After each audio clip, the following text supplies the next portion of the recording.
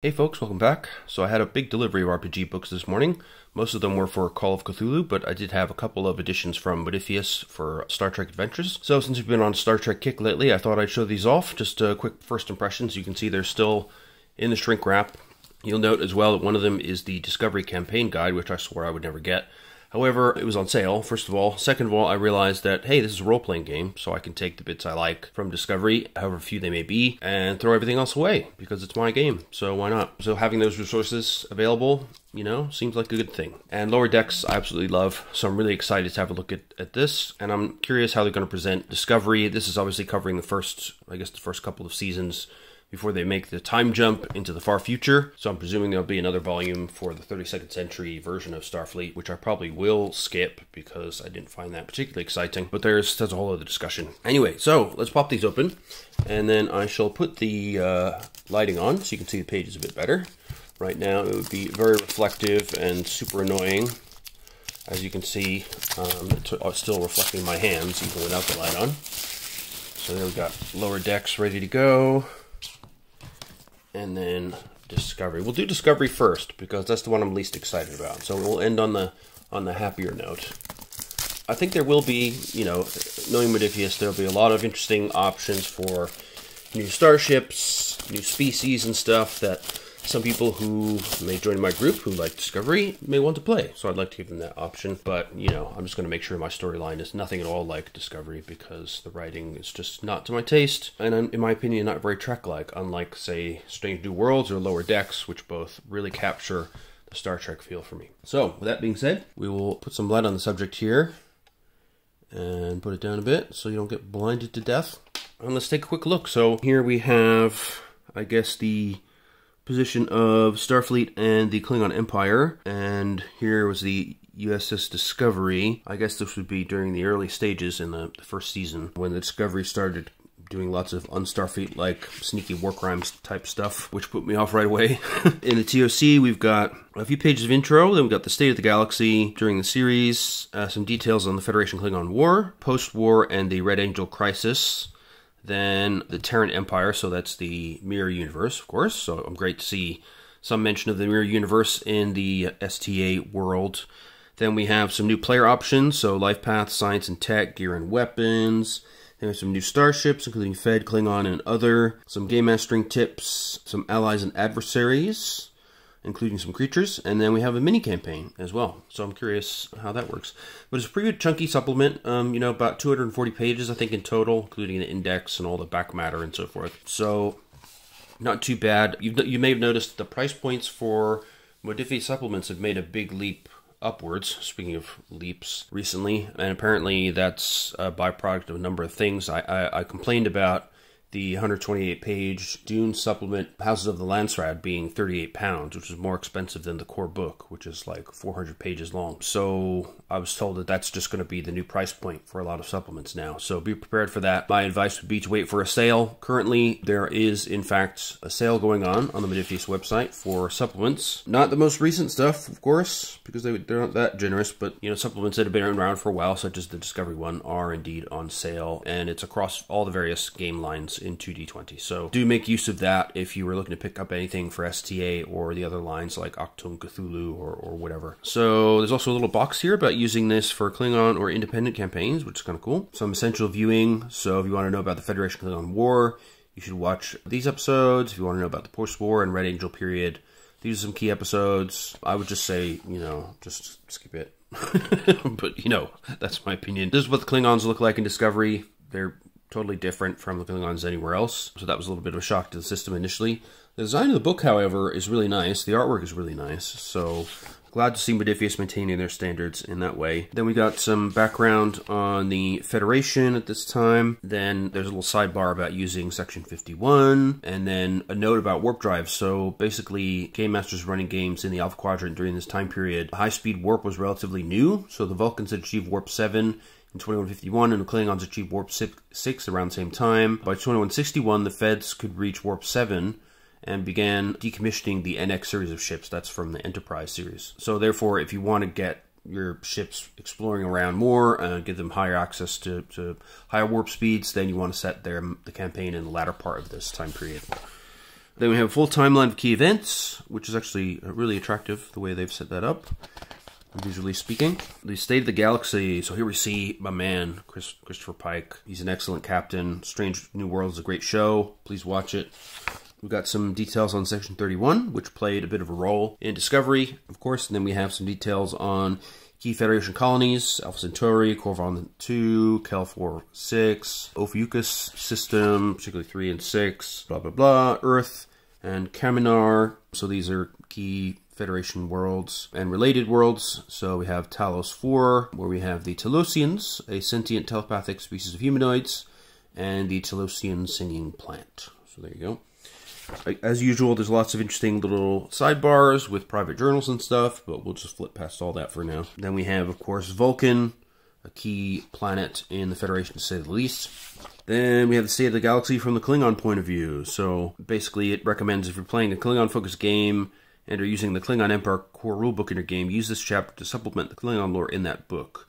The contents of this chapter mesh with the lore chapters in the Klingon core book, providing you with a more complete account of Klingon history, politics, society, and more, by adding the Klingon details revealed in the first 2 seasons of Star Trek Discovery. So, yeah, if you want to take a look at the earlier state of the Klingons, then you may want to make use of this lore. So we've got all the stuff about T'Kuvma, which you may remember from the early season. Time crystals, various houses of the Empire. House of Mogg, of course, is well known for any fan of the Klingons. And some exiled houses who were left in disgrace, and then key worlds like Kronos, Boreth, which is where you find the time crystals, etc., etc. Then we have the State of the Galaxy from the Romulan point of view. So they're currently in a state of isolation. There's a sidebar here about how to use them in antagonists. I mean, they're great villains. Basically, they're a little bit tough to use in this time period because they kind of stay within the confines of their empire. But there are still while there are no major conflicts between the Romulans and Federations or the Klingons, during the period where Discovery takes place, there's still plenty of opportunity for stories. There were Tal Shiar spies in the Alpha Quadrant. There were covert operations happening, bringing stuff back to Romulus, undercover raids and mercenaries striking out, cloaked warbirds, taking out threats near the borders. So there's plenty to talk about and do with Romulans if you so choose. So therefore, they give you some information about the period from the Romulan isolation period to the Earth-Romulan War, details on Romulan government, a picture of a warbird. Yeah, and then we get the State of the Galaxy for other factions, so a bit about the Orion Syndicates, the Vulcan Logic Extremists, Klingon Intelligence, and how they were involved in the Federation-Klingon War, the New Edenites, and some other factions, so random arms suppliers, gun runners, and space pirates, the Cardassians, and cybernetically augmented beings. So typically this was sort of frowned upon in the Federation, but there are some societies that do use that, and there are species like the Binars who all use cybernetic implants. And then we have the Kelpians, who I really like because they are a prey species. Yeah, they kind of lived in balance with their ecosystem, believing that, being prey was kind of in the natural state. And we have a Kelpian, of course, on the Discovery later on in the show. The Tholians are still there and just as mysterious as ever, and they use the Federation-Klingon War as an opportunity to expand their borders, so they're very opportunistic and grab some more bits of space while they can. Here we have, is that T'Kuvma? It might be.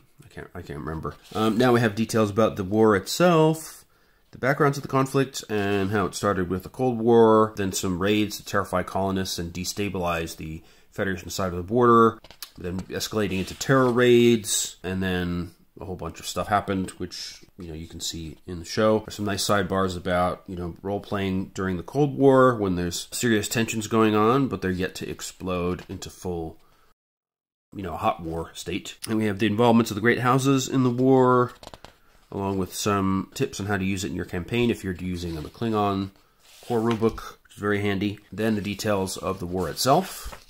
So that was all the build-up. Now we're getting into key moments in the battle itself, what happened in various ships and star bases, etc. Then a return to Cold War and a rebuilding of the Federation following the devastation of the war. And so now we have the post-war period and the Red Angel crisis. So I believe this is mostly Season 2, perhaps part of Season 3 as well? I'm not entirely sure. Yeah, I think it was the end of Season 3 where they transitioned to the 32nd century, if I'm not mistaken. So there's some tips about how to run a post-war Federation campaign. So there's some debate about who actually won the war, or was it just kind of a stalemate? Did the Federation gain some ground? Did the Klingons gain some ground? What was the real outcome? Is there still going to be a reckoning coming, maybe? Or is there hope for a better future? Is the rebuilding of the Federation going to lead to possibly better relations with the Klingons. Of course, we know in the canon that does happen eventually. It takes quite a while, another 80 years or something, but it does happen. So then there's some evolution in starship design happening, and the post-war Klingons as well. They kind of reforge the Empire, and they build the mighty D7 battlecruiser, which became a thorn in the side of the Federation during the TOS era. And in Starfleet Battles, by the way, is a very famous ship. Here's some hot tips on running post-war Klingon campaigns, which is pretty cool. Then we get to the Red Angel crisis. So we have the time suits that Michael Burnham got involved with, got propelled into the future. The 7 red bursts. Yeah, I have to admit I don't remember a whole lot about this season. And then there was the crew of the Discovery being struck by what they believed to be a computer virus. Yeah, and then they learned that it was basically the sphere trying to transmit its knowledge into the computer system. Then we have another burst on Kaminar, temporal anomalies on Vulcan, all kinds of weird stuff happening. And then a pretty big sidebar here on how to set a campaign during the Red Angel crisis. So you could be enterprising young officers, you could be looking around to track down Spock. Perhaps Section 31 or Section 31 under the influence of the Control AI reassigns characters to classified missions designed to support Leland's efforts to smoke out Spock's whereabouts. Second contact missions, you could play a Section 31 going undercover. You could try to study the mycelial plane. So the Discovery is the only ship that has this weird spore drive. The idea is that there's some kind of mycelial sort of fungal network that connects all different parts of the galaxy through subspace, and you can use this spore drive to basically teleport to anywhere you need to go. I wasn't a big fan of this because there's no basis in science for that, whereas warp bubbles do have a basis in science, and it basically eliminated the trekking part of Star Trek. They just kind of would reappear wherever they needed to be. It led to some interesting visual effects, but I felt it kind of broke with Star Trek tradition in a pretty serious way that didn't appeal to me massively, so I probably would keep the spore drive on the Discovery and keep my players away from that ship. If it were up to me. Here we have another picture of Pike. They're just taunting me with how cool Pike is. Yep, then we have some discussion about the Terran Empire, which is very cool. So, the Terran Empire, of course, being the dark reflection of the Federation. They're a dictatorial, horrible place to live. They live to conquer and destroy. Yeah, it's a bad scene. And, of course, during the course of the series, you learn that the Terran Empire has a lot more involvement in what's going on than we were led to believe in the beginning of the series. So that actually helped resolve some of my frustrations with the first season, and that I thought to myself, the only way this makes sense, this behavior by Starfleet, is if somebody is actually evil and, a goatee-wearing part of the mirror universe, and that turned out to be somewhat the case. So that did help me a little bit, but still, overall, it wasn't my favorite Star Trek series, I have to say. So here are different ways of potentially crossing over between what they call the Prime Universe, the main universe where the Federation is the Federation, and the Mirror Universe where the Terrans are in control. So there can be interphasic rifts, regions of space where there's an overlap of dimensional planes. Transportation during an ion storm can happen, or you can cross over using the mycelial network. So there you go. Now we have some new tech for the Terrans. So they have some cool new stuff. They have active camouflage. Of course, the agony booths for torture, which is real nice. They have sort of ceremonial daggers. The dragon disc, personally designed by Emperor Giorgio, has the qualities of accurate and deadly, the knockdown damage effect, and a stress rating of 3. So it's pretty tough weaponry. Then there's the Imperial sword, also used by Giorgio. Game masters wanting to use that sword are encouraged to develop their own stress rating and qualities to fit the stone and tile of their campaign. Stress ratings can range from 2 to 4, and qualities and effects might include deadly or vicious. Okay. They also have a memory extractor device. In 47% of cases, the subject didn't live, and in 89% of sessions, some form of brain damage was done. Game masters should note the use of this device on player characters should be limited, as it has a significant chance of killing or destroying the character with little that the player can do to stop it. A digital copy may survive, but the trauma of suddenly feeling non-corporeal and stuck inside a digital construct is also often more than the mind can handle. Yeah, so try not to use that on your player characters. Then we have a personal log from Empress Michael Burnham, contrasted with a personal log of Specialist Michael Burnham on the Discovery. That's pretty cool. I like that. So you get a really direct contrast of the two sides of the same character in the Prime and the Mirror universe. Now we've got our new player options. So we've got some new life path options, including species. So we've got the Barzan. They have the talents of Expert Quartermasters and Unyielding Resolve. So if they spend a point of determination but fail, they regain the point of determination. That's really good. We have the Kelpians. So they're a bipedal species. They can run at considerable speeds and see into the ultraviolet and infrared spectrums. And they have threat ganglia, special organs on the back of their necks that sense danger. So when the Game Master spends threat to either add a complication or to add dice to a pool, or that directly affects the character, roll 1 challenge dice. If an effect is rolled, add 1 momentum to the pool. And post Vaharai, the character gains the following attack: Ganglia Dart, with the qualities range, 2 stress dice, and piercing 1. Character's security rating is added as normal to the attack's stress rating. Wow. They can also run at high speed for short bursts on all fours. When they succeed as a sprint task, they generate 2 additional momentum, which can only be used to move additional zones. So they can go really fast. Then we have the Osnulus. So they're a species that have recently begun to shed their caste-based society. Their caste-based system is kind of fading away, but it still affects the future of many of their species. Some are born with advanced reflexes for working in space, while others have a harder carapace to assist them with construction, so they may have certain adaptations depending on what their caste would have been. They also have an unreadable face, so the way that they look makes it hard for other species to understand whether they're telling the truth or not. So you get an additional D20 for the purposes of trying to mislead or lie to other species. That's cool.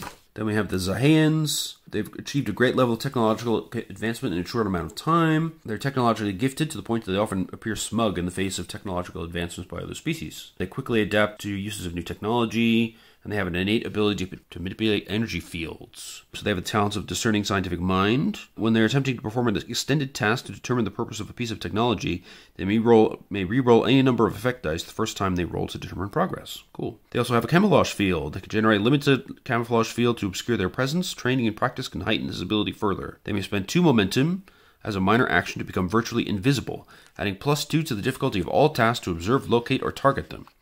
This effect ends when they make an attack, take a minor action to end the effect, or otherwise lose concentration. So each additional time it is used during a scene, it increases the momentum cost by 1, which is cumulative. Okay. Oh, then we have the Saurians. Excellent. New members of the Federation at this time, and still taking time adjusting to the norms of being aboard Federation starships. The universe are translated sometimes has problems because they use a weird language of clicks, chirps, and growls. They're also physically imposing. So they have the talents of enhanced metabolism. They can process toxins much better than other species. They may reroll 1d6 in any task to determine if they can resist the effects of toxic substances introduced to their body. And they have hunter senses. They can detect minute pheromone signatures and can see into the infrared portion of the EM spectrum. When they attempt to determine the presence of hidden creatures, or attempts to track a creature which has passed through an area within the last 24 hours, reduce difficulty by 2. Alright, that's pretty cool. And then we have cybernetically enhanced people. So they have the talent of synthetic physiology. They increase their resistance by 1 against non-lethal attacks, and they can spend 2 momentum to re-roll a single die for any task involving fitness. They also have analytical recall. They can recall information faster than they used to and are able to process crucial details to a greater degree.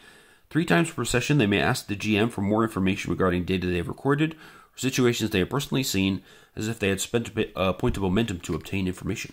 Cool. Then we have the Klingon Chop Shops and the Choha. This is if you want to become a different type of Klingon. Then we have player options for science and tech. So, of course, we have the mycelial network and using it in your game. The sphere encountered by Discovery was 565 kilometers in diameter and had a mass equivalent to a small moon. Contained complex interacting wavefronts of EM and subspace radiation. And then an incredibly dense framework of neutronium overlaid with exotic meta-alloys. So then there's all this information about sphere data, sentient digital light forms, etc.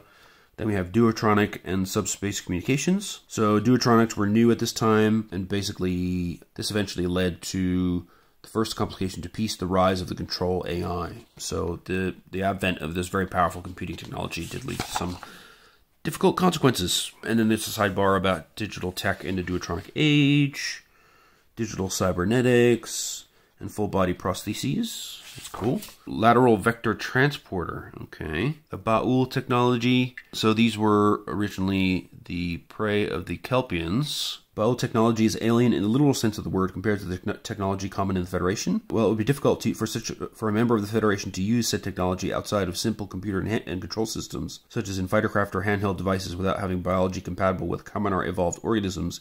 Means there is a low operative efficiency in using the large systems as a single-celled organism struggle to interface with the user's own biology. Yeah.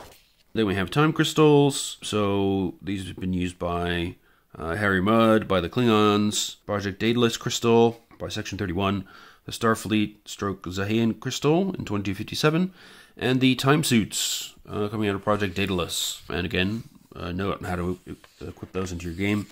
Now I have some new gear, including Section 31 equipment. So the Blackout Mine seeks out the target starship in its vicinity and then begins sending false navigation and sensor telemetry to the ship. If possible, it will also black out comms, including all electronic view screens. Once it reaches the target, it also detonates. Okay. So when using the game, the Blackout Mine provides two complications to the scene: sensor interference and communication interference. The mines detonate with the effects of an 8-dice photon torpedo attack, with any breaches going first to either sensors or comms.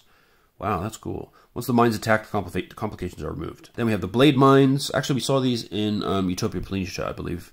They don't explode, but they're designed to tear into the hull of a starship. If it manages to create a hull breach, it detonates in an attempt to inflict the maximum damage over the greatest possible area. Then we have the M88 Sentry Disc, free-floating sentry with a miniaturized phaser core able to fire short, deadly blasts with the equivalent of a Type 1 phaser. Costs 2 opportunity, but has the versatile quality and a stress rating of 3 dice. It has stress 4 and resistance 3, so other players may try to target it and kill it.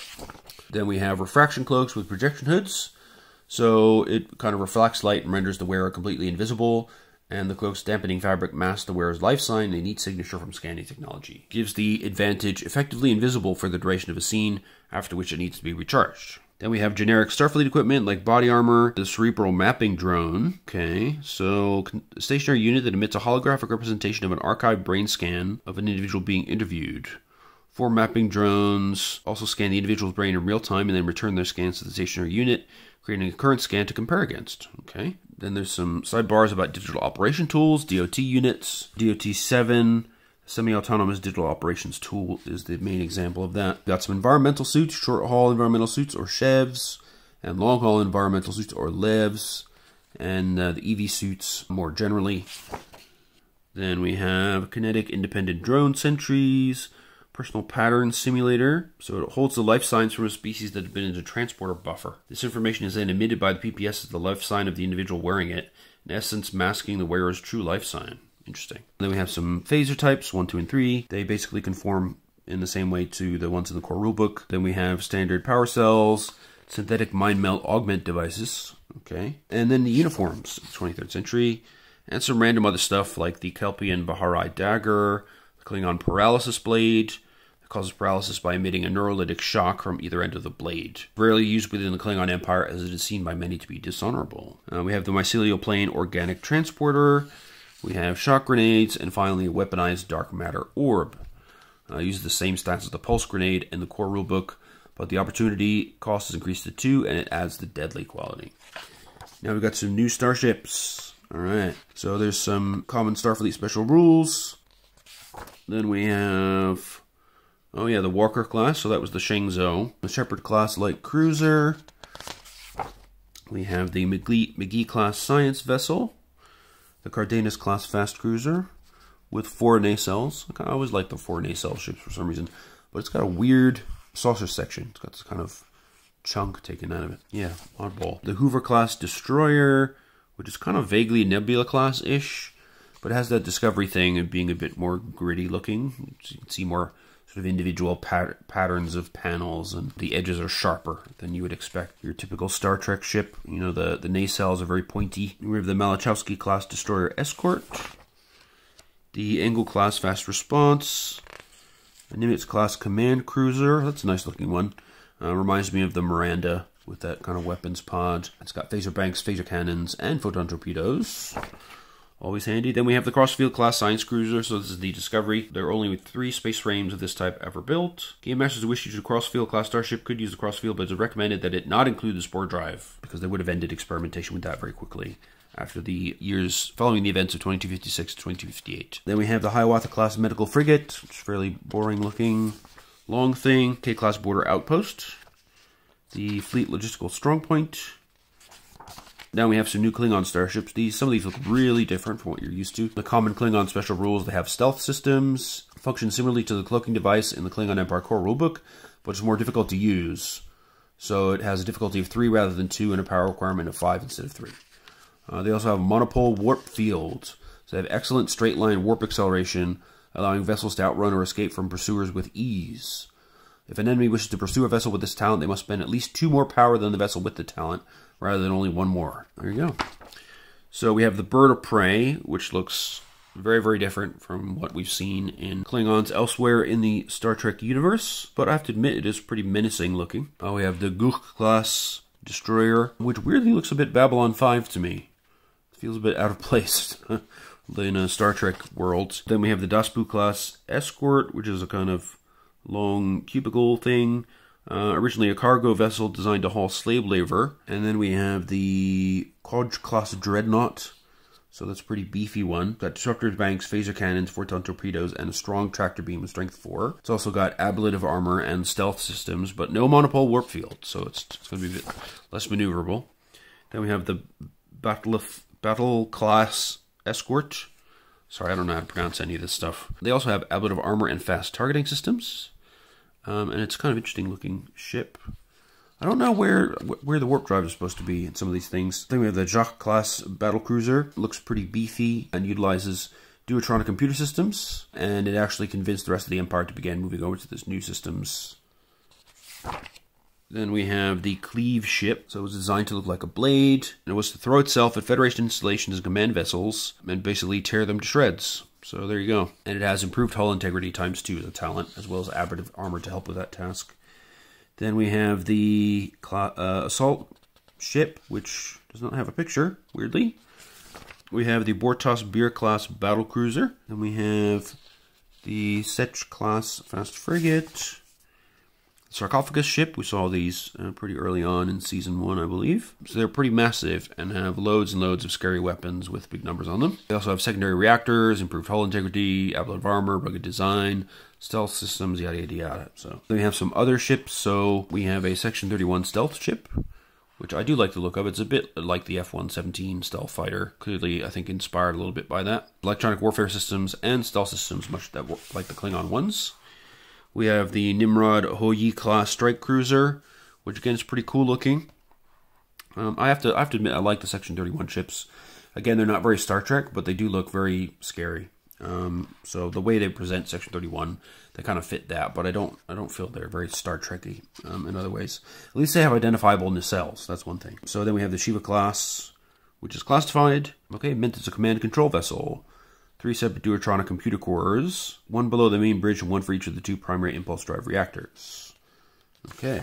Then we have control drones, Ba'ul fighters, and the ISS Charon, which is, of course, from the Mirror Universe, and it's a palace vessel. Okay. It has advanced shields, extensive shuttle bays, powerful weapons.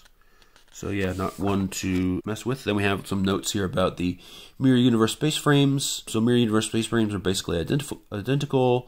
The differences are what mission profiles are used and where refits are applied.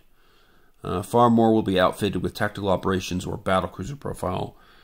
So there's a high turnover in crew due to murder, subtle sabotage of higher-ranking officers, and a larger percentage of the crew being off-duty due to wounds, for torture, or for personal tasks.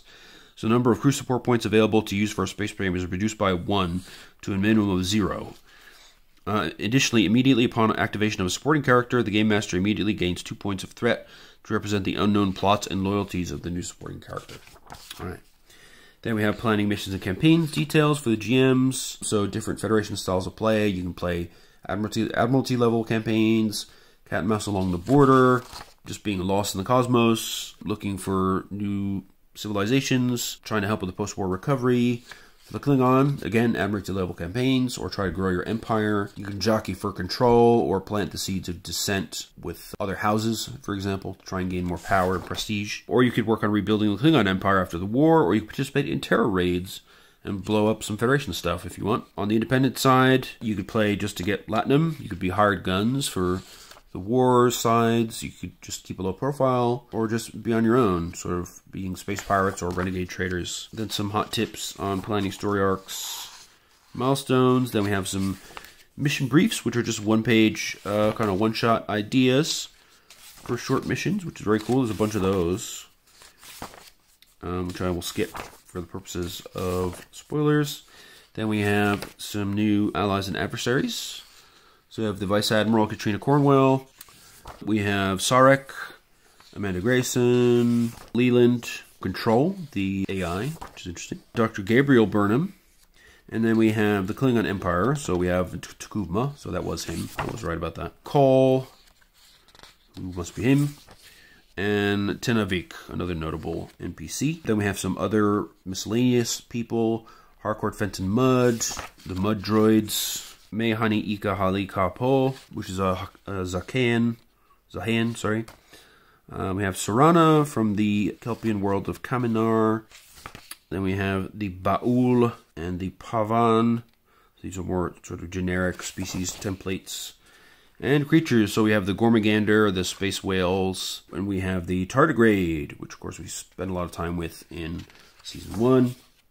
Then we got some mini-campaign adventures, which again, I'm just going to flip through these pretty quickly, so we don't, no spoilies. Got some amoebas, apparently. Yeah, I'm interested to look at these to see how much they riff on the kind of Discovery grim and gritty style of Star Trek, or whether they are more positive in their outlook, like Season 2, for example. So, there we go. That's the Discovery Guide, and now the good stuff. The really good stuff. I mean, that was pretty good, I have to say. There's definitely some stuff in there I'll use, potentially. And some interesting possibilities for Klingon players as well, if you want to go deeper into their past. Certainly they've added something to Klingon lore, whether you like it or not is another question. So, by the way, you can see the front cover of the Lower Decks guide is kind of a reference to the front of the core rulebook, which I think is really cool. And it also expresses the personalities of the 4 main characters of Lower Decks really well. Tendy super excited, Mariner's trying to be badass, Boimler's nervous about something, you know, he's nerding out about stuff. So it's all good. I love that the end papers are the kind of megamaniacal computer containment center at the Daystrom Institute. So this should be an interesting one, because this is basically a totally different style of play. So we're going to have State of the Galaxy at the time of Lower Decks, which we're coming back to TNG era, whereas Discovery is in the TOS era. Starfleet support operations, so what you do as a Lower Decker, the life of the Lower Decker, science and tech that you might encounter, new life paths, tools and weapons, game mastering tips, new vehicles, star bases and starships, new allies and adversaries, and another mini-campaign. So there we go, let's dive right in. Here we have what appears to be a picture of the old Cerritos, and an intro by Mike McMahon, creator of the series, I believe. So yeah, this is all about playing a different kind of role in a Star Trek campaign, where instead of being on the bridge crew, you're dealing with the blowback of what the bridge crew decides to do by being an ensign on the Lower Decks. And they've clearly added a lot of humor in here, so we have a little box here from Badgie, sort of threatening you to watch Lower Decks, or else sort of mini guide to each of the chapters. So then we got some background on State of the Galaxy. So the year is 2380. I think the default setting for the core game is 2371, so we've advanced a little bit in the timeline. We've got lots of lovely art here from the animated show, which is great. Some personal logs from Carol Freeman, the captain, Dr. Ta'ana. We've got some info here, another perspective from Ensign Beckett Mariner. And we've got the State of the Galaxy from the United Federation of Planets point of view. So we've been through the Dominion War, or the Romulan coup. Voyager's come back from it being trapped in the Delta Quadrant. We've got some random stuff from Dr. Miglimo, who was a weird guy, weird Birdman, and then some of the legends about how bad Starbase 80 is. So basically this is an era of diplomacy and exploration, and trying to get back to the Gamma Quadrant exploration in the aftermath of the Dominion War. So then there's some stuff about the future of the Federation. There could be, you know, some more effects from the Dominion. Maybe they rebuild themselves. There could be, of course, conflict with the Pakleds, which we saw in the series. Starfleet only recently discovered that they've been building a big fleet of stuff, rather than acquiring more technology and finding taller and more magnificent hats. They've been launching raids across the Alpha and Beta Quadrant. And then we have lessons from Badgie. What does the Dominion know of the Gamma Quadrant? Would you like to learn about legacy civilizations? Okay. Yeah, so now we have the Federation dealing with sort of the after effects of the war. You know, they had to militarize to fend off the Dominion threat, and that's had some repercussions about how Federation members view themselves, whether they become too militaristic in their outlook. Then how technology has changed. So Voyager's return was surrounded by rumors that the ship possessed powerful weaponry, formidable defensive systems from the Delta Quadrant. So things like portable hologram generators helped, you know, holographic life forms to be more free on their ships. Captured Dominion and Breen vessels brought some other discoveries, and some Borg tech was even on the Voyager and has been used for other purposes. Then we have the State of the Galaxy from the Klingon point of view. So they're bruised but not defeated. They had a little bit of a spat with Federation before the Dominion War broke out in earnest, and then relations had been repairing. And so most Klingons agree that the Federation is better as an ally than an enemy. So we're kind of back to status quo in that respect after a difficult time in the run-up to the Dominion War. Now the Romulans, so they were in sort of a crossroads because shortly before the war started, they signed a non-aggression pact with the Dominion, but then eventually they were kind of forced into direct confrontation with the Breen, got into a big problem, and then basically they had to ask for help from the Federation and Klingon fleets, and together they defended the border against the Dominion. So for a brief period of time, the Romulans were actually kind of allies in that war. There's a little bit about the Remans, you hear about Shinzon and what happened in the movie relevant to him, and then the state of the Romulan Empire today. So there's been a coup, so the Empire has had some troubles with that. They've also faced harassment from Breen privateers around the borders, and they've considered being isolationist again, but basically at this point they're too heavily involved in galactic politics with the Klingons and the Empire to really retreat back within its borders again. And the Tal Shiar is active and out there trying to take advantage of the lingering tensions between the Feds, the Klingons, and what remains of the Cardassians. There's more talk of reunification with the Vulcans, which was a big part of the efforts of Ambassador Spock, so whether that will ever happen, who knows, but more people are talking about it. We have a personal log from Lieutenant Commander Circlar, first Gorn to enlist in Starfleet, which consists of his Commander Troy, his personal log, his. Yeah, Universal Translator is not set up for that guy. We've got the Pakleds, who are hilarious in the show if you haven't seen them. They build ships out of random clumps of other people's ships, but they can be remarkably huge and dangerous. But the Pakleds are hilariously dumb. But unfortunately, as you can see, whoever has the biggest hat is considered the leader of the Pakleds at any given time. So they constantly sort of kill each other to try and get the biggest hat. And there's loads of funny moments with the Pakleds, but they also cause some serious damage, including a very sobering moment where I think it was the USS California, was it? Where the Pakled clump ship grappled its warp nacelle, and it tried to escape by going to warp, and this ship basically shredded apart, killing everybody aboard. So they are certainly dangerous. They've had, in the show as well, encounters with the Collectors Guild. There's a D20 roll to find out the scary stuff you might find in a collector's collection. We have the Drukmani Scavengers, who like to show up and salvage things, and they also have a versatile tractor beam, which can crush an enemy trapped within, causing multiple breaches as they struggle to get free.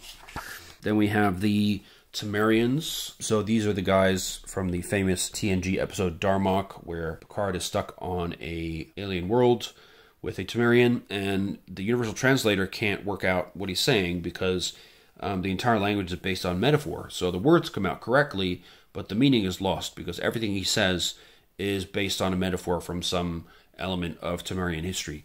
So they have a lovely little metaphor and meaning chart here. So if you want to play a Temerian character, you can use some of those to spice up your speaking. Now, Temerians are getting better at learning sort of English and interacting with Federation people without using their very difficult to parse language, but there will be, some times where they slip into these kind of metaphors.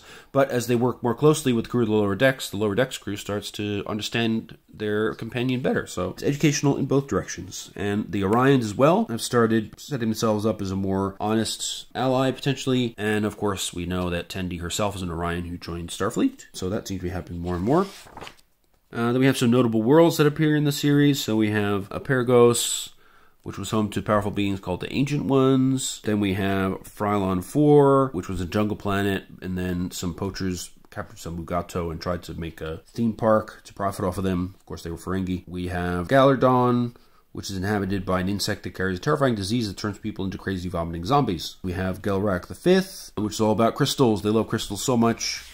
It's a very funny episode as well. And we have the Quilpa, which is mostly a swamp world. We have Ketuvon Prime, which is a rocky planet. For some reason, the Romulans have a great interest in this area. Then we have the Pakled planet, which was destroyed by the Pakleds themselves. Spoiler alert. But yeah, if you're going to get this, you really should have watched the show by now because, spoilers galore, basically. So Starfleet's legacy in Starfleet support operations. So, okay, there's a table for rolling up random second contact missions.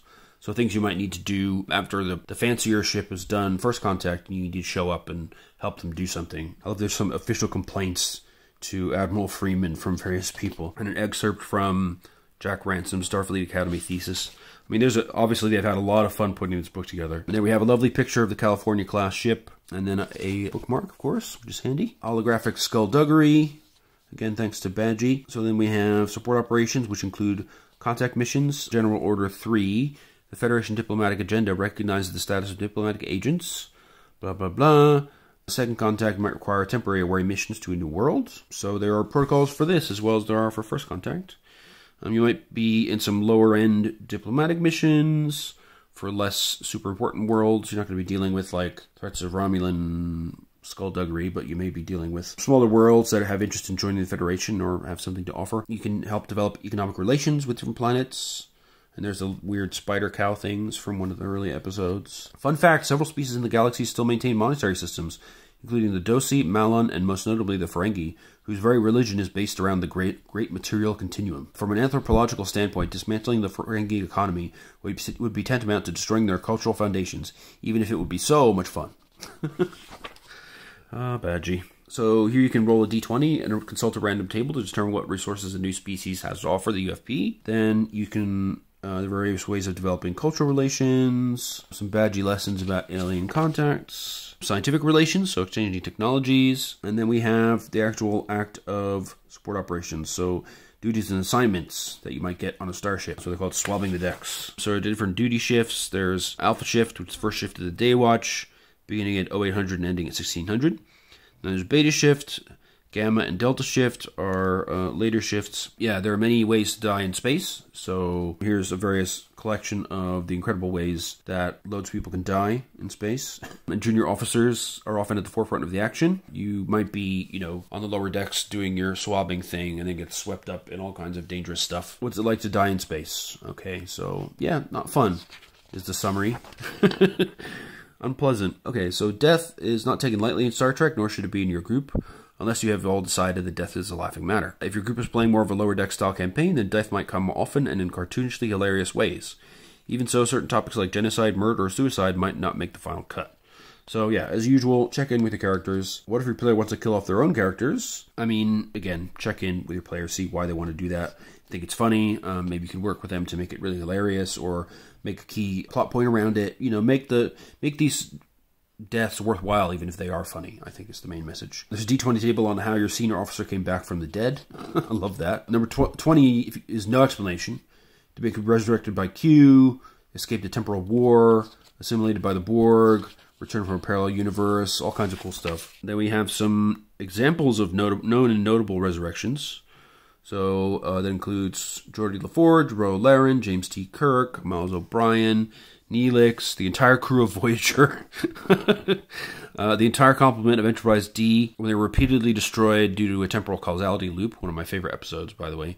But once they escaped the loop, everybody was alive again. Yeah, there's been a lot of resurrections. So there's no lie. Okay, so there are optional rules as well for characters with family on board that can lead to distractions from duty as a complication. Then you can have random family events that can get in the way. So the example, of course, being the interactions between Captain Carol Freeman and Beckett Mariner. Obviously, Beckett is her daughter, so, you know, there are lots of complications there. Then, of course, you can get reassigned or transferred, depending on your capabilities. Second contacts based on famous first contacts. Okay. So these are some examples from Star Trek canon of second contacts being important in some way. And the Starfleet transfer regulations with specific numbers and names. That's interesting. Then we have Division 14, dedicated to the treatment of highly unusual medical problems inflicting its personnel.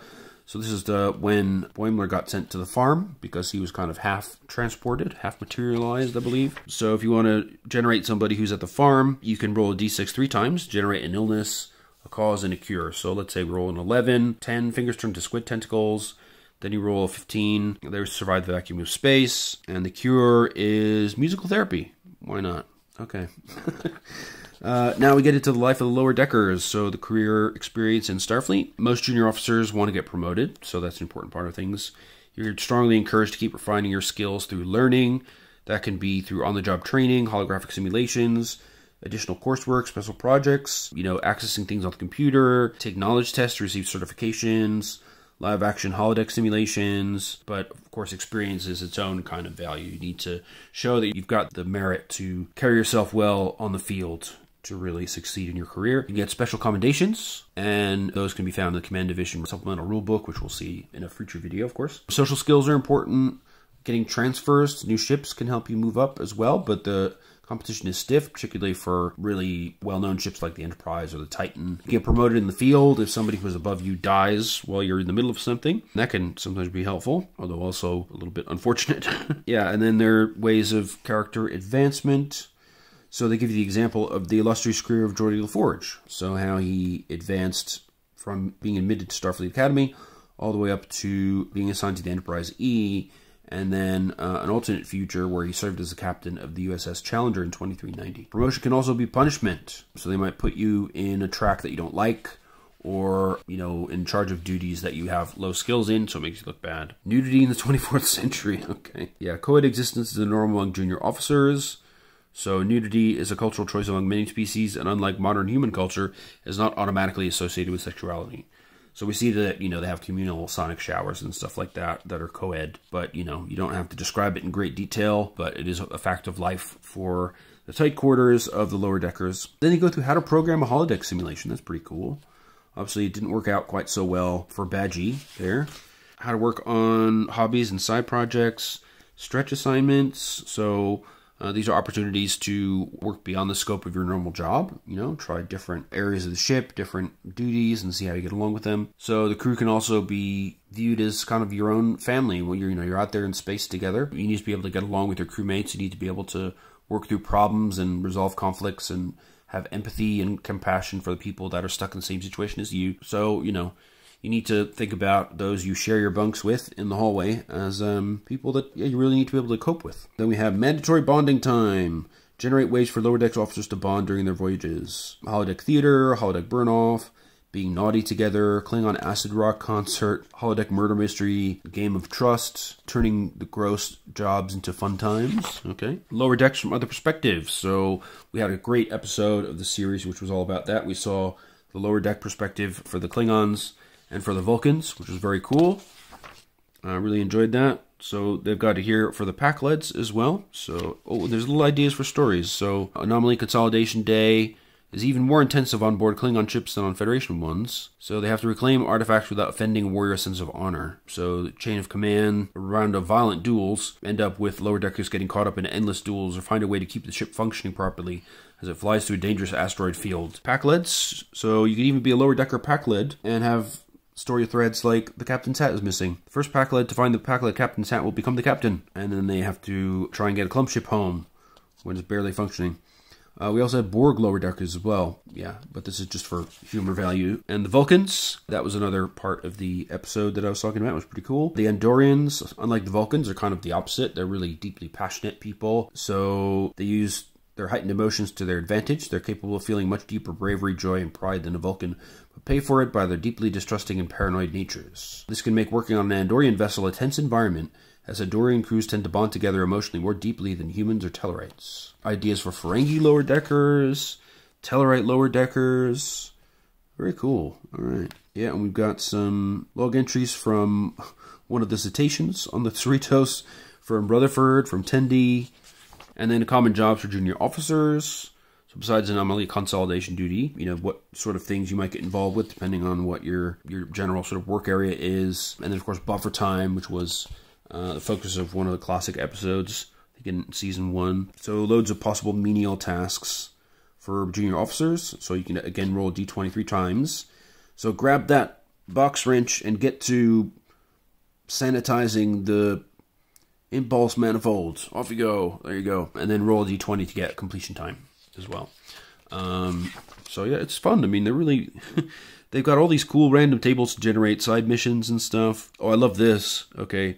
Side missions like clean station tank, you know, stack crates, whatever. And then random events that can happen. So, for example, you're left behind on an away mission when the bridge crew answers the distress signal. They get attacked by a random creature. Their mission suddenly changes when they all find themselves with items on them that they didn't previously have. Teams' tools gain their own sentience and run away. Now what? Oh god, this must have been so fun to write. Then you have running supervising characters, how to use them in play, you know, their use in minor actions, tasks, combat, complications, and some optional rules. Yeah, so this adds an interesting kind of extra element to the game because, you know, the main characters of your Lower Decks campaign will be junior officers, but you could also have supporting characters, and now you can have supervising characters as well, which is pretty cool. We got some new tech. Wonders of the universe, stellar phenomena. So, accretion disks, planetoids, and their effects on ships. Genetic replication engrams from geological originating objects. Grey goo. There you go. Strange energies, metaphysical conundrums, and the koala at the edge of space and time. Parasites and symbiotes. Yeah, there was a very funny one about Boimler having the love bug attached to his cranium. Nanites and you. Yeah, that's always a tough one. Cybernetics and memory loss. So that was been an issue for Rutherford. New tech including stuff like training holocubicles, planetary ion fields, planetary shields. Okay. A planet using these types of shields reduces incoming weapon fire by between 1 to 4 challenge dice as determined by the game master. Additionally, any starship passing through the ion field may suffer the same number of challenge dice in stress from the field. Reducing the effectiveness of a planetary ion field will require an extended task, likely focusing on security as characters pool resources to attempt to bring the field down or weaken it through long-term weapons fire. Alright, then we've got science and technology, the menagerie. So now we can work on generating the biosphere of the character's homeworld. The universe's variety of alien creatures is nearly limitless. Please look at these rules and steps as guidelines rather than a hard and fast system. You may find that your idea of a very interesting alien creature just doesn't fit with what is provided. Step outside those guidelines and critter your own. So this is how to make really wacky space monsters. That's cool. Including attacks and defenses, possible talents and special rules. Could be multi-dimensional, multi-limbed, hyper-agile, formless. They might fly. They could be a swarm. They could be very threatening, poisonous. Very cool. So we've got some new life path options. So we've got some new species, the Apragosian, humanoids with orange skin and hair. They have rectangular pupils that grant them greater depth perception and focus with their peripheral vision. Their talents include residual strange energies, so you can change objects into other things. Once per mission, you may turn one non-living simple object into another. You have a mastery of what numbers mean, not just mathematically, but also philosophically. Whenever you attempt a task without using a computer that involves analyzing numbers, you may reduce the difficulty by 1. Okay.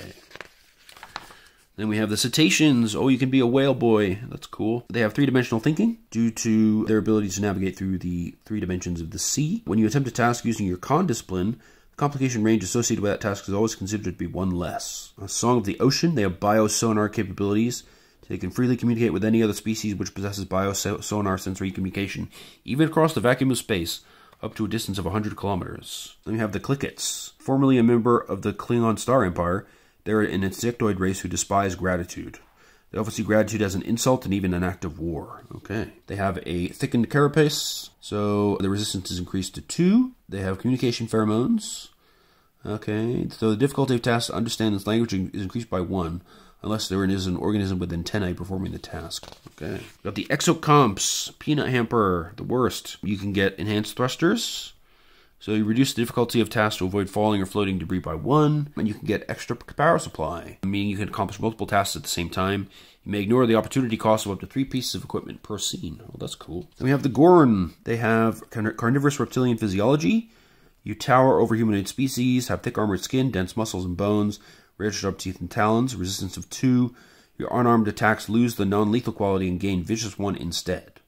So you must select this talent during character creation. And then you can get throw anything, Gorn fitness 10 or higher. When a Gorn with extreme might gets into a fight, anything can be a weapon as long as it isn't too heavy or bolted down. So the thrown object does 3 dice plus security and has knockdown quality. You may also have the royal bloodline. So when dealing with social conflicts involving Gorn politics, you're considered to have the Gorn royal family advantage. Alright. Then we have the Kalons. So appearing human but having dark lines on the side of their heads. They're also immune to telepathic and empathic intrusions. They're primarily isolationist and know little about surrounding space and cultures. They're resolution bound. You are dedicated to this idea and use it as a guide for planning your life's work. Whenever you cite a value connected to your legacy and spend a point of determination on perfect opportunity, you may reroll 1 dice from the pool. They have an evolved telebellum. So in addition to being immune to telepathic and empathic reading, you know exactly who attempted to read you and where that person is located. Ooh, nice. Then we have the pack lids. Oh my goodness. Example value. Pack lids are strong. Make it go. You're great at patching things up and fixing them regardless of the difficulties the solution may cause later. When attempting an engineering task, you may increase the complication range by 1 or more. If you do, you may reduce the difficulty by a task by 1, to a minimum of 1 for each complication range increase you make. Oh, that's interesting. Too stubborn to die. Your body is capable of shrugging off even the most debilitating injuries. If you would be killed, you may spend 1 point of determination to remain alive but injured. Excellent. Oh, and then we have the Temerians as well. Cool. So they learn from the past. They use stories from the past and mythology to teach lessons about the future. You're exceptionally adept at remembering the stories of your people's pasts. When you succeed at a task to recall events that you're familiar with, you generate 1 additional point of momentum, which must be spent on the obtained information momentum spent. And they have the storyteller talent. Okay, once per mission at the start of a scene with an away team, you may spend 10 minutes telling your team a story from the past that is applicable to your current situation. When the story ends, you may roll 1 challenge die and add the results to the momentum pool. Well, that's cool. Alright, then we got some new tools and weapons. The Cardassian Excruciator. Okay, that sounds bad. Classified mission uniform. Helps dampen infrared leakage from the body to help shield the wearer from infrared. K-Less's fornication helmet, which we saw on the collector ship. Medical shotgun. Treat and medicate patients both en masse and at a safe distance. Not recommended for point-blank medical treatment. Model 2380 Daystrom Augmented Tricorder. Okay, has regions that reflect the indigo and blue wavelengths of light. And they have the Starfleet Excursion Helmet. Okay, worn by humanoid beings that come equipped with a small subspace communication transceiver, protective eyewear, and safety chin strap. Contains devices capable of acting in a manner similar to standard tricorders, but is able to project a heads-up display across the unit's eye protection, outlining anomalies in the field of view. Oh, that's handy. And then we have some new weapons, the Borg Brain Bomb, the Galrakian Crystal Battle Blade, the Galrakian Crystal Spear, the Giant Vulcan Femur Bone. First, where did you get this? Second, why? Third, ew. Pack-Lead Axe, the Pack-Lead Clump Gun, and the Rapier. Cool. And they'll have their stats. Stress rating and qualities, and their opportunity cost as well. Now we got some game mastering. So how do you run lower decker campaigns? Well, that's a great image. I love that. Freaking out Ransom chomping down on the Cerritos. So know the tropes of Star Trek. So there's a type of radiation for everything. There's always alternate versions of stuff, parallel dimensions, bad guys with goatees, that kind of stuff. Alien viruses. Occasionally people turn into gods for no reason because they found an ancient artifact. AI is like always bad, basically. Everybody should do captain's logs, and you can use that to kind of build up your character or just make things funny. Cloaking devices work sometimes, but they don't when it's important to the plot. Holodecks are great fun, but also extremely dangerous. They malfunction all the time. No matter how big the universe, no matter how weird the technology, no matter how different the aliens, Starfleet officers have the ability to, with a few quick taps, touches, and tugs, understand, access, and manipulate alien technology. That's very true. Yeah, they do. Regardless of the language. Multi-purpose deflector shields. They can do anything. Power is fickle. So you often have power seemingly galore at normal times, and then when you really need it, it's not there for some reason. Red shirts, that's a very popular trope where the red shirts used to die all the time. So that would be a common uniform for engineering and security officers in the TOS era. GMs and players should discuss how often you use this trope because still, as the Federation and human life should be valuable. Sensors scan everything until they don't. That's another good one. Time police. Yep, temporal police. They're around. Cosmic imps like Q, who just show up and do random annoying stuff just to poke at you or annoy you. Subspace does lots of amazing things, but sometimes doesn't. Transport accidents can be really horrible and can create clones and all kinds of weird stuff. Universal translators work until they don't. So again, we're back to the Temerians. Tropes in action. So they give some examples of how to make a funny trope as part of a Lower Decks campaign. So getting players into the game, adapting modules to suit lower deckers, try not to get too derailed as they come up with weird problems. And be careful on adding comedy to a game because different people have different senses of humor. And you don't want to go overboard with like offensive humor or sexual humor, that kind of stuff. And yeah, you don't want to go too far where you've just kind of completely broken the suspension of disbelief and the game is just a plethora of nonsense instead of being actually a fun story. It should be a fun story as well as being funny. That's why Lower Decks is great. I'll give you some tips on planning story arcs involving different types of junior officers, components of stories for lower deckers, outlining a story, cold open table, that's useful. Use creative imagery, twist endings, cliffhangers. Then we got some mission briefs. All right, got a few of these to work with. So they always give you some nice examples in these books of, how to get started, getting in the right mood for the supplement in question. I like that. Yeah, there's quite a few of these. Wow, at least a dozen, I would guess. All right, then we get some new vehicles. We've got the California class, of course. Notable starship being the USS Cerritos. Absolutely. So we've got phaser arrays, photon torpedoes, and tractor beams. It's fairly middling as far as stats goes, but, it's got a rugged design, good shuttle bays, dedicated personnel, and ops. and secondary reactors, so definitely could be worse. The Luna class is what the Titan is. So they have a mission pod that can be swapped out to get other talent, which is pretty cool. They have quantum torpedoes, which are really powerful. They've got all kinds of advanced stuff, including medical research holograms. The USS Titan stats right here as well. We have the Osler class. So first commission 2377. Notable ship was the USS Osler. So they were kind of designed in the aftermath of Dominion War when Starfleet realized it lacked any small and fast starships capable of penetrating enemy lines easily. So they're designed to be quick and nimble. There you go. The Obena class, which is this guy. I don't even know this one. Oh, I guess it's an update of the Excelsior class. There you go. The spiritual successor to the great experiment of the 2280s with the Excelsior class's transwarp systems. The Obena class is a standard warp drive system capable of moving the vessel at speeds up to warp 9.988. But this class also contained a quantum slipstream generator that can move the vessel at speeds of 318 light years per standard hour. Wow. So, very, very fast ship. So it's got the quantum slipstream burst drive that we also saw in the Utopia Planitia supplement. Got the Parliament class, which we saw some examples of in the show. Here we have the USS New Berlin. And we've got the Tkalat. So this is from the Vulcan Science Academy. Quite a bit bigger than Cerritos, you can see. This might be the ship where we saw some lower deckers on the show.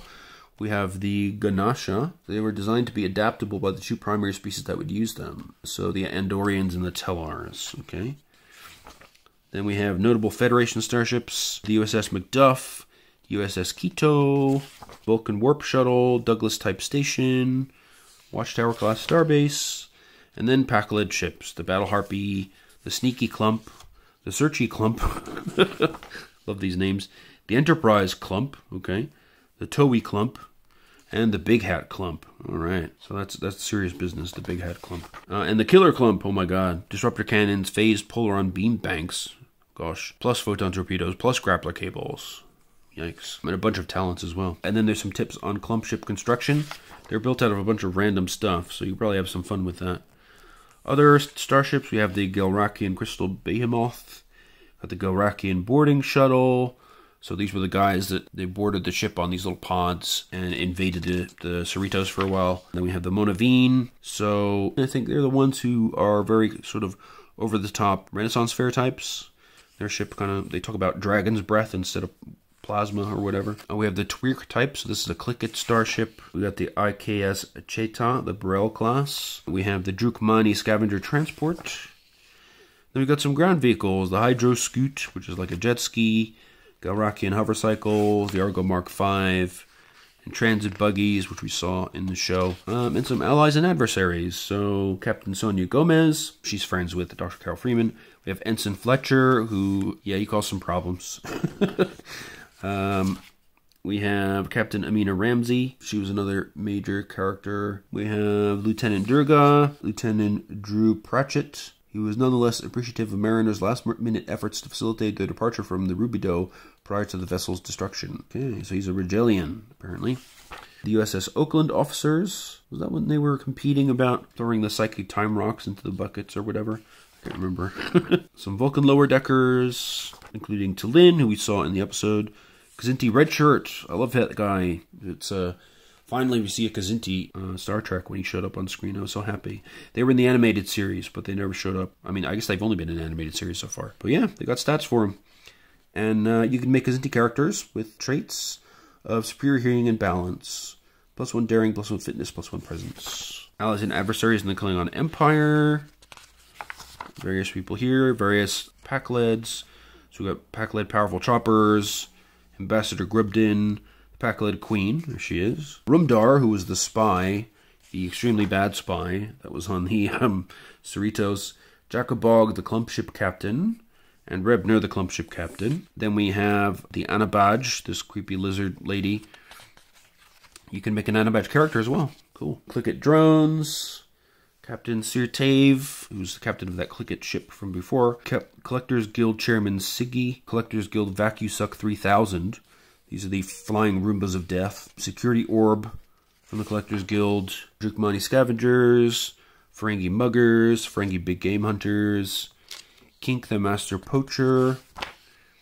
Galrakian Crystal Spear Wielder. The Gurnba. And Vindor Galrakian Champion. Oh, that was another great episode. Queen Paulana. She's from the Iberia. Yeah, and she wants her son to be prince by losing his virginity, which he doesn't want to do. Then we have a Monavine bard and a Monavine fighter as well. Yeah, so if you want to create a Hesperian character, take a fantasy-themed approach to the life path creation process. Okay. Taxor, which is this guy. I've seen them in the background. I don't know if they've been involved in major stuff. Kalons. Oh, we've got Agamus, the evil computer. Love that guy. Armus, who they hassled at the end of some episode or other. Swarm of Eels, the Mugato, very deadly. Salt Vampires, always a problem since the TOS days. Harvongian Shape Changer, yeah, that's not great. The Fletcher-infused Computer Core, that's that one there. The Dog, which can turn into all kinds of weird things, that's a great image of it. Genetically composed by Attendee, but not exactly really a dog. And then the Gallardonian Spider Cow, which actually turned out to be nice. They're gentle farm creatures despite being gigantic, hideous things. And now we have some adventures, which we will skim through very quickly. Blah, blah, blah. Yeah, stuff is happening. There's orcs, apparently. Yep, Act 3, stuff is happening. Things continue to happen, and then we get to the end. And now we have the same end papers, but the actual computers are there. Oh, that's cool. Where's Agamus? Is that him? I think that's him. Yeah, what a fantastic book.